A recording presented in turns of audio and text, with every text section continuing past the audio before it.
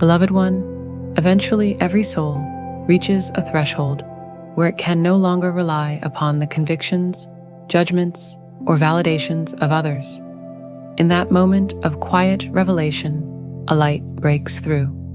Freedom is not found in winning an argument, nor in proving oneself right, nor in binding others to our vision of justice. True liberation is discovered beyond the entanglement of another's opinion. It is here, in this expansive space, that your soul takes its most accelerated path toward freedom. Those you condemn, those you secretly wish undone, those whose actions seem intolerable.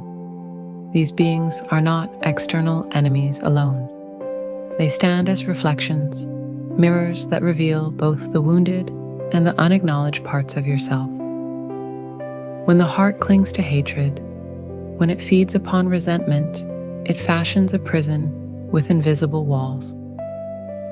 You may walk freely in the world, yet inside you are caged. To be liberated from this subtle bondage is to love in spite of difference, not the love of sentiment, nor the love of agreement, but a higher love, one that flows from Source itself. This love is not naive. It does not ignore wrongdoing. It does not pretend harm is harmless. Instead, it chooses to anchor light where darkness has played. It chooses to bless rather than curse. It chooses to extend freedom rather than reinforce chains. The testing of strength. Those you believe must be punished. Those you feel must be brought to justice by your words, your actions, or through the systems of the world. They arrive not as obstacles, but as initiations. They are testing you, not in cruelty, but as mirrors of your own greatest strengths yet to be revealed. For you are not merely a bystander in this earthly play.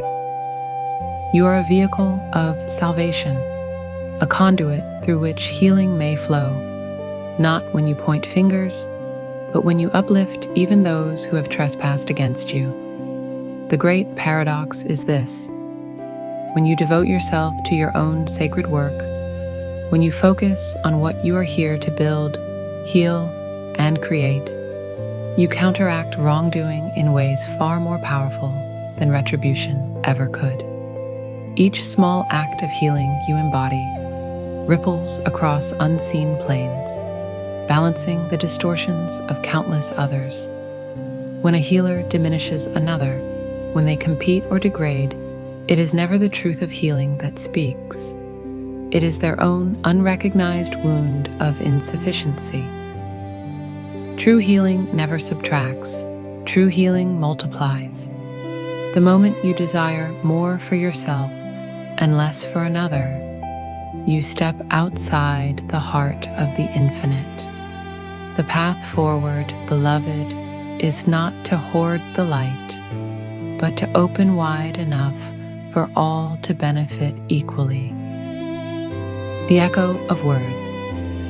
Many call attention to what is wrong in the world as though this validates their path. Yet what is spoken of others echoes loudly through the valleys of our own sacred journey. Words carry weight. They rise like incense upon the peaks of consciousness, clouding or clarifying our vision. When you judge, you plant seeds of separation. When you bless, you plant seeds of unity. The garden of your soul is cultivated through the harvest of these seeds. Some will bear fruit in abundance. Others, if poisoned with bitterness, may corrupt the entire crop. And yet, there is a mystery. The soil of earth is not divided. The roots of all beings weave beneath the surface, intertwined in an unseen communion.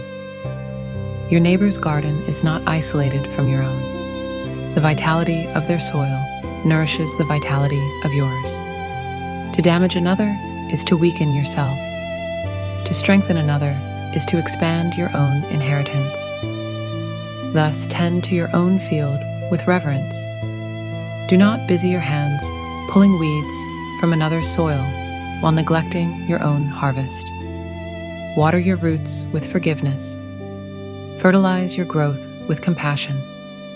For resilience and strength arise not from diminishing the growth of others, but from deepening your own. Silent wish. At times you may find yourself entertaining a thought, a wish for misfortune upon one who has wronged you. Perhaps no word is spoken, no hand is raised, yet the silent wish is a vibration nonetheless. Pause in these moments, for every thought carries creative power. To wish harm upon another, even silently, is to introduce a shadow into your own field.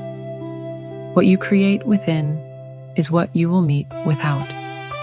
To become a pure vessel is not to agree with every action, but to hold steadfast in forgiveness and acceptance, even in disagreement. When you align with this higher current, everything is uplifted: your body, your mind, your community, your future. Justice is not found in creating divide.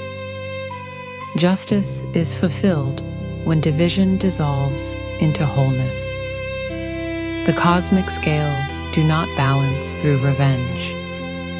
They balance through alignment, through the unshakable remembrance of unity.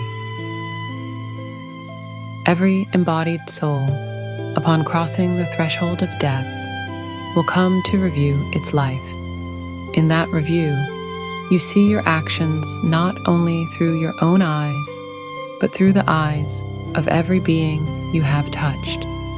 You feel the ripple of your words in the hearts of those who heard them. You experience the weight of your silence, the wound of your neglect, the healing of your kindness. This process can be excruciating, for it strips away all illusions. Yet it is also profoundly liberating, for it restores the wholeness of memory. What many do not realize is that this review need not be postponed until death. It can be undertaken now, in life, with consciousness. This is the angelic work available to all who walk the earth. To sit quietly with oneself, to witness one's own thoughts and actions as though through another's eyes, is to shorten the distance between earth and heaven. It is to become one's own redeemer. It is to embody the frequency of truth without waiting for transition. A call to embodiment. Beloved, do not imagine that these teachings ask you to ignore suffering or condone injustice. To forgive does not mean to approve. To love does not mean to accept harm into your home. To bless does not mean to forget discernment. Instead, it calls you into sacred embodiment. To walk the earth as one who sees through illusion is to hold steady in the storm. It is to anchor peace even as the winds of conflict rage. It is to recognize that what you heal within ripples outward, counterbalancing forces far beyond your immediate knowing. Your task is not to correct every wrong, but to embody the vibration that renders wrong powerless. In doing so, you become the answer to the cries of the world, not through punishment, but through presence. Seeds of the new earth.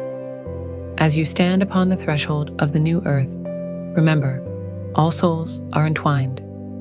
To diminish one is to diminish all. To uplift one is to uplift all. The world you long for, free, radiant, whole, cannot be birthed through condemnation. It is birthed through remembrance. Each thought is a seed. Each word is a seed. Each act is a seed. Sow consciously, sow generously, sow in alignment with the heart of Source. For what you plant now will become the harvest of generations. Seeds of the new earth. In closing today, just know the time is here to purify your vessel. Release the silent wishes of harm. Release the addiction to judgment. Release the illusion that another's downfall will elevate you. Instead, rise. Rise by tending your own sacred field.